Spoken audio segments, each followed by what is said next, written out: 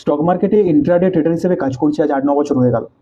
তো মার্কেটে intraday trading যদি দেখেন, মার্কেটে কিন্তু প্রতিনিয়ত কিছু না কিছু কনসেপ্ট চেঞ্জ হচ্ছে, কখনো লট সাইজ চেঞ্জ হচ্ছে, তো কখনো কিছু সাইকোলজি চেঞ্জ হচ্ছে, এবং মার্কেটে আবার নতুন কিছু নিউজ আসছে। বিএসসি এনএসসি রাত সন্ধ্যেবেলা 6টা থেকে 9টা পর্যন্ত ওপেন থাকবে।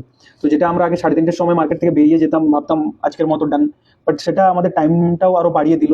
বাট যেটা আমি জন্য ভিডিওটা শুট করেছি, এখন লাইভ মার্কেট আজকে 24শে ফেব্রুয়ারি রয়েছে, মার্কেট এক্সপায়ারি রয়েছে। মার্কেটে এখন একটা জিনিস দেখাবো, যেখানে ফোমোতে এসে কিন্তু সবাই লসটা করে। তো যে ফোমোটা হোল্ড করতে বা যে পেশেন্সটা লাগে এবং নিজের সেটআপের সাথে স্ট্রিক্ট থাকা কতটা ইম্পর্টেন্ট, সেটাই আমি দেখাবো।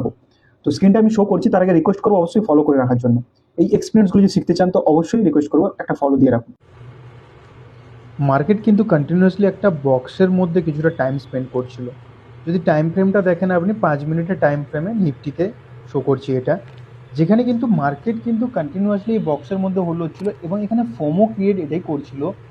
মার্কেট বারবার এখান থেকে সিগন্যাল দিচ্ছিল যে আপসাইডে 25,500-এর উপরে ক্লোজিং আসবে এবং আপসাইডে হয়তো ব্রেকআউট দিয়ে বক্সের বাইরে বেরিয়ে যাবে।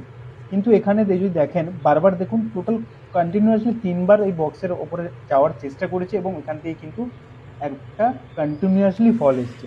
তো সেই কারণে এই ফোমোটা হোল্ড করাটা খুবই ম্যাটার করে। সেমভাবে 25,500-এর যদি কলটাও খেয়াল করেন, কলেও কিন্তু তখন প্রিমিয়ামই আসছে না, ওইখানে মার্কেট আপসাইডে যাওয়ার ট্রাই করছে, বাট প্রিমিয়াম কিন্তু একটুও বাড়ছে না। তো সেই কারণে এই বেসিক জিনিসটা কিন্তু মাথায় রাখা খুবই দরকার। নেক্সট যেটা দেখাতে চাইছি, 11:40 নাগাদ ব্রেকআউট দেওয়ার ট্রাই করছিল, কিন্তু 11:40-এর রেড ক্যান্ডেলের সাথে কিন্তু 6টা ক্যান্ডেলের সাথে মার্কেট নিচে এসছে। এটাই হচ্ছে ফোমো। আপসাইডে ব্রেকআউট ভেবে কিন্তু 60-70% ট্রেডার কিন্তু এখানে এন্ট্রি নিয়ে বসে। তো এটাই হচ্ছে হোল্ড করা বা এটাই শেখার, এই পেশেন্স বা নিজের সেটআপ, যে আমি এর মধ্যে ট্রেড নেব না যতক্ষণ না 15 মিনিটের আপসাইডে ক্যান্ডেলের ক্লোজিং আসছে।